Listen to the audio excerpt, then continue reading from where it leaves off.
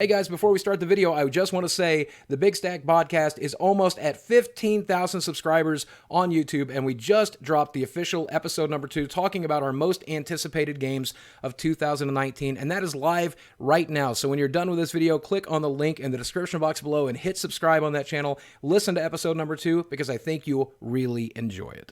What's up, ladies and gentlemen of YouTube? Boogie2988 coming at you live once again through the power of the internet. And if you haven't been paying attention, 2018 and now 2019 marks the beginning of the end for one of my favorite gaming companies, and that's Blizzard. And if you haven't been paying attention, Blizzard had a really rough 2018, whether it was Ben Brode leaving Hearthstone to go create his own company, or whether it was the end of Heroes of the Storm, or of course this disaster. Do you guys not have phones? Yeah, you guys all have phones, right? Hey, just was wondering, is this an out-of-season April Fool's joke? And if you're out of the loop, that is the rise and fall of the Diablo franchise. Even though they are most certainly working on a Diablo 4, and that game may survive outside of it, they're moving Diablo to mobile, which shows a focus on mobile games for the company. But when you scale up and look at its owner, Activision, you see that things aren't going so well. Their revenue is down across the board for the entire company.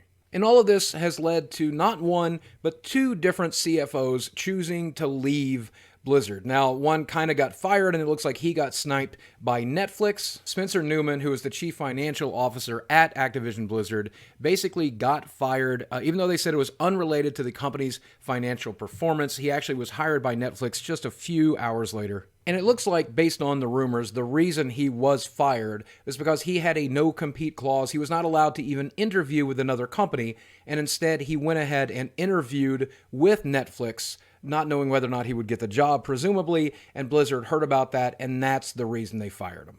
But that's basically the equivalent of quitting. He knew that he would be fired if he took an interview with Netflix, and he didn't care because he began to realize that Activision Blizzard is a sinking ship that he probably no longer wants to be in charge of. What this means for Netflix could be anybody's guess at this point. Maybe we will see microtransactions built into the Netflix model somehow. Maybe we'll see more interactive movies like Bandersnatch that allow you to bypass certain content by paying an extra $3, or maybe for an extra $10 in a month, they'll just allow you to mark stuff as watched without actually having to watch it, because that's the kind of ideas he seemed to bring to Activision Blizzard. But to make matters worse, as the internet was still reporting on the loss of the first chief financial officer, a second chief financial officer decided to leave Activision Blizzard to head over to Square, the processing company.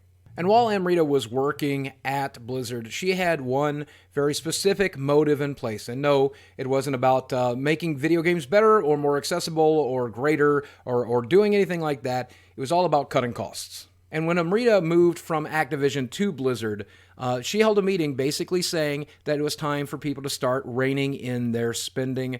And they were reported as saying that speech from Amrita about cutting costs, that was not a one-time thing. We were told to cut costs on a monthly basis. Now, it looks like that was never designed to really impact the gaming side of things as much as it was about processing and customer support, but we have seen 2 very serious impacts, possibly because of that. The first of which, Heroes of the Storm, basically being shut down as a game and being defunded on the esports level, as well as basically getting the developers moved from Heroes of the Storm to elsewhere in the company. And we also saw Blizzard offering cash to its customer support employees in order to quit the job so that they could slim down their Ireland-based customer service office. And this, to me, just looks like rats jumping off of a sinking ship. Obviously, their PR department is not doing a very good job right now, with a lot of people very upset at the direction that they are going in. And obviously, the game designers there are going in directions that the customers tend not to like. We saw World of Warcraft have what is arguably one of the worst expansions ever to be released, and players rebelling against it. We saw Ben Brode leaving Hearthstone, and that game seems to be losing numbers every single day. And of course, we've seen their new focus on mobile games, and even though there was a backlash about Diablo coming to phones, it looks like they are going to continue to double down on that by saying they are going to release more of their properties into mobile spheres. And all of this appears to be Activision's influence on the company. Blizzard was once the golden boy, but once Activision purchased them, we always knew it would only be a matter of time until the influence began to affect the way Blizzard is run, and it looks like 2018 was that year. But when we look at how successful Activision is based on the model they are now forcing on Blizzard, we are seeing that Destiny 2 numbers were lower than they've ever been. Call of Duty Black Ops 4, which did sell well, is so filled with microtransactions that even its own audience is rebelling against it. So why you would want to push that failing business model onto one of the best companies of my childhood, one of my favorite gaming companies of all time, I have no clue. I honestly think that Activision should look at the way Blizzard used to run things, and that's how they should run Activision. And while sales for Activision and Blizzard games seem to be fairly strong still, we certainly have seen the market's attitude towards a once beloved company change, and I think these CFOs saw the writing on the wall. Or it's entirely possible that these CFOs are the kind of vultures you see often take that position. They swoop into a successful company, they cash it out as much as humanly possible, put as many bonuses in their pocket as humanly possible, and then move on to the next successful company. In this case, it looks like Netflix and Square. So if you own that stock, maybe it's time to sell. Blizzard used to be the trendsetter. They would design games that everyone else in the world would copy. But then we saw them begin to copy other people's business models. And they were very successful with Hearthstone, Heroes of the Storm, not so much. World of Warcraft, which directly copied over EverQuest, is the most successful MMORPG, and that kind of got them in the mood. But we need to return to a point where Blizzard innovates again. Overwatch was the most innovative thing we've seen from that company in a very long time, and even though it was basically just a better version of Team Fortress 2, it was fairly innovative with the character design and the way the characters played and the gameplay, even though it could have been more innovative when it came to game modes. But even Overwatch has so many controversies surrounding it, and so much mismanagement surrounding it, that the goodwill surrounding that game is all but gone. They still have loot boxes in that game to this day. And don't forget, they're giving away those loot boxes for free and a bunch of garbage food that Kellogg's makes that you can get at your local Walmart.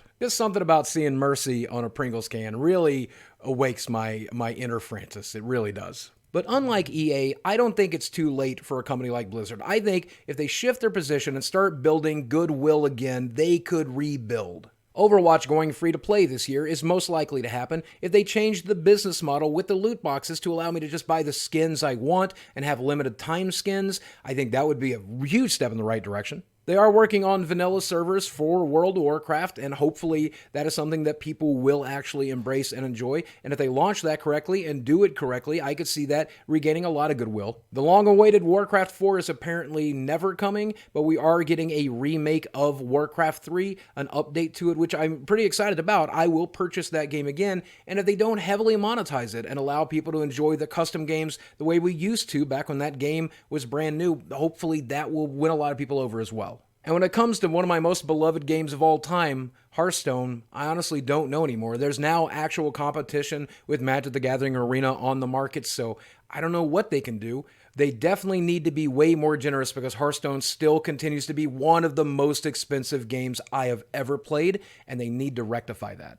But without Ben on the team, it does seem like the last couple of expansions have not been very good, and I'm kind of frustrated by that. So they definitely need to start innovating again. They need to get back into doing cool stuff with that game, and I don't know if that's possible without Ben, and it looks like Ben is now working with Marvel for a competing card game, and if that happens, sorry Hearthstone, your time might be up. But all of this really does rely on two major things. Number one, Activision letting Blizzard be Blizzard, which is not something they've done for the last couple of years, and it has really hurt the company. And secondly, we need the very talented people who are still left at that company not to jump ship for greener pastures. And I think that's a very real possibility. I think we're just now beginning to see the beginning of the end. I think we'll see a lot of talented people abandoning ship.